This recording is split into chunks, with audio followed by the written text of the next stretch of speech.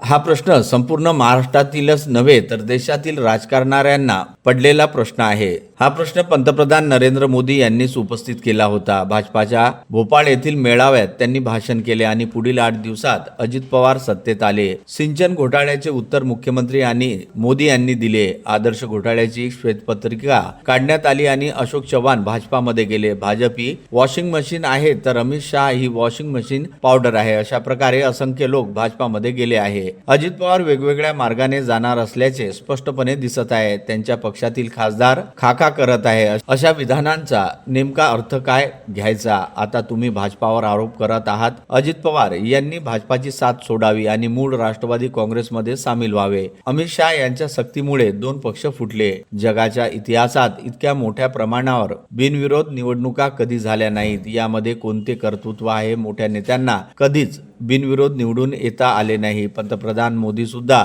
बिनविरोध निवडून आलेले नाहीत। जबरदस्तीने उमेदवारांना माघार घ्यायला लावली। 5-10 कोटी रुपये देण्यात आले। कल्याणमध्ये मनसेच्या उमेदवाराला माघार घेण्यासाठी दबाव टाकण्यात आला। जळगावमध्ये 5 कोटी रुपये दिल्याचा आरोप आहे। दुपारी 3 वाजल्यानंतर माघारीचे आदेश मुख्यमंत्री कार्यालयातून दिले गेले। फोन कॉल रेकॉर्डिंगची चौकशी झाली पाहिजे। लोकशाहीत पैशाचा खेळ सुरू आहे। 66 लोक बिनविरोध निवडून येतात, मग मतदारांनी काय करायचे? निवडणूक आयोग पाळीव मांजर बनला आहे। तो सरकारचा नोकर असल्यासारखा वागत आहे। ही चौकशी म्हणजे ढोंग आहे। सर्व काही खरे आहे। आयुक्त काय चौकशी करणार? निवडणूक अधिकाऱ्यांनाही उमेदवारी मागे घेण्यासाठी फोन केल्याचे सांगितले आहे, अशी माहिती संजय राऊत यांनी आज दिली। नाही, हा प्रश्न फक्त अजित पवारांना पडला असं नाही आहे। हा प्रश्न संपूर्ण महाराष्ट्राला पडलेला आहे। किंबहुना देशातल्या राजकीय विश्लेषकांना पडलेलं आहे की त्या जो आरोप प्रधानमंत्र्यांनी केला त्याचं पुढे काय झालं। अजित पवार यांच्यावरती जो आरोप केला 70,000 कोटी सिंचन घोटाळ्याचा, तो आम्ही केला नाही। गाडीवर पुराव्यांची घोषणा आम्ही केली नाही। भोपाळमध्ये भारतीय जनता पक्षाच्या बैठकीत किंवा त्यांचा जो कार्यक्रम होता, मेळावा होता, अधिवेशन होतं, त्याच्यामध्ये देशाचे पंतप्रधान जबाबदारीनं बोलले अजित पवारांच्या सिंचन घोटाळ्यावर आणि पुढल्या 8 दिवसामध्ये अजित पवार हे मंत्रिमंडळात आले। त्याच्यामुळे अजित पवारांचा प्रश्न जो आहे हा योग्य आहे आणि सिंचन घोटाळ्याचं काय झालं आरोपाचं, याचं उत्तर देवेंद्र फडणवीस यांनी दिलं पाहिजे आणि देशाच्या प्रधानमंत्र्यांनी दिलं पाहिजे। श्वेतपत्रिकेत भ्रष्टाचाराच्या, काँग्रेसनं केलेल्या भ्रष्टाचाराच्या श्वेतपत्रिकेत आदर्श घोटाळ्याचा उल्लेख होता। म्हणजे देशातला सगळ्यात मोठा संरक्षण खात्यातला घोटाळा असा त्यांचा संदर्भ होता आणि ज्यांच्यावरती आरोप त्यांनी केला ते अशोक चव्हाण पुढल्या 72 तासामध्ये भारतीय जनता पक्षात वाजत गाजत आले।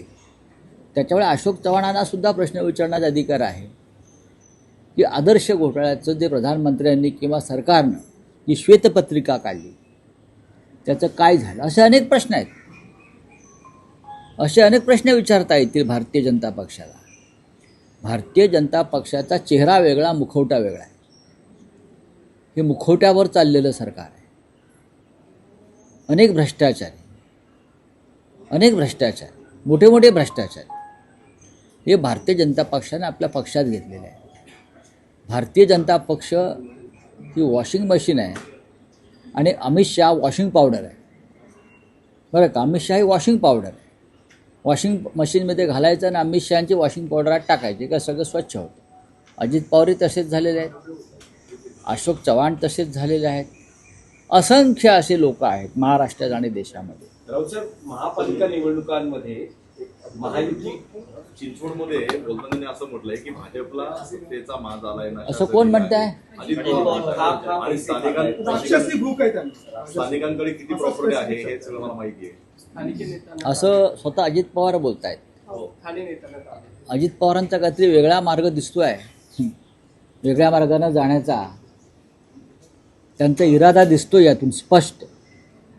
भारतीय जनता पक्ष खातो आहे आणि त्यांना खाणं सोयीचं व्हावं म्हणून इतर पक्षातल्या खाणाऱ्यांना त्याने आपल्या पक्षात घेतलं आहे.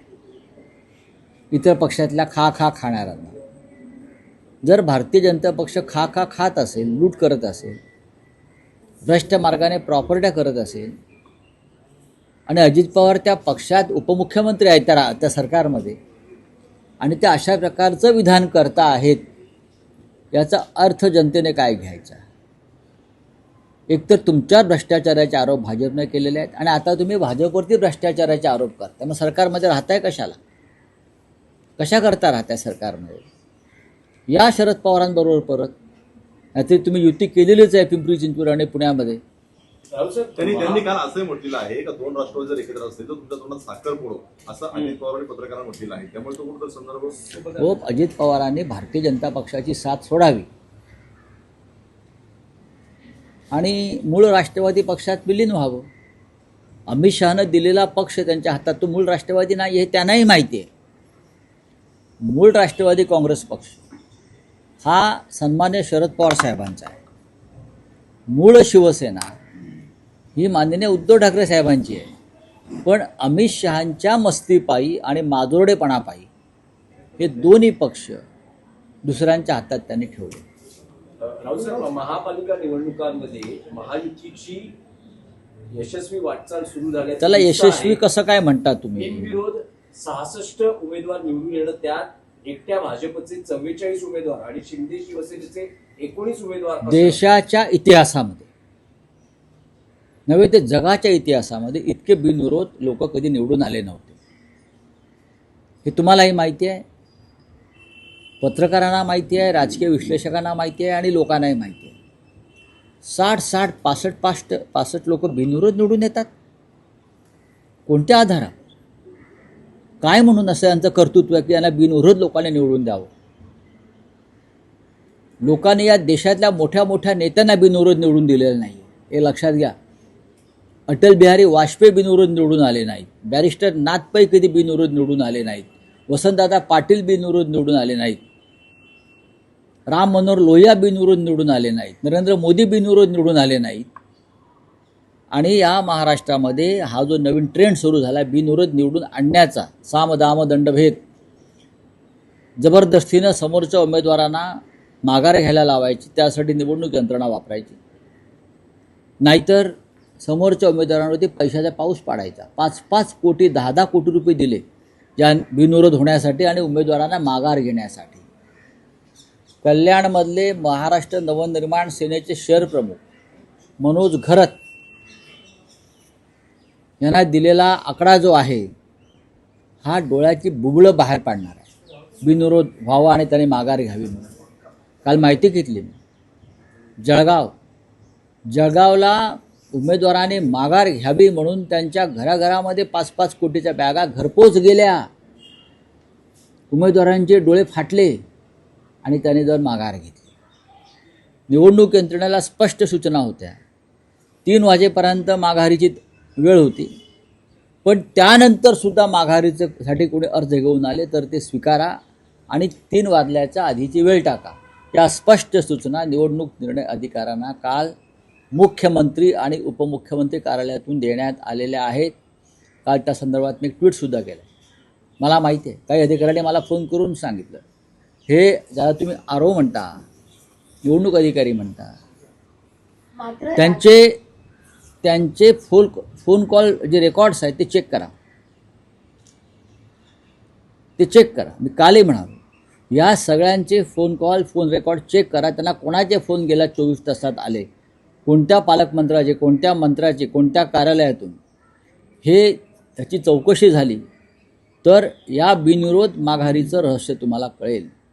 प्रचंड पैसे, हे असा पैशाचा खेळ या लोकशाहीमध्ये कधीच झाला नव्हता. महाराष्ट्र पूर्ण बदनाम झाला. महाराष्ट्राची प्रतिष्ठा धुळीस मिळालेली आहे.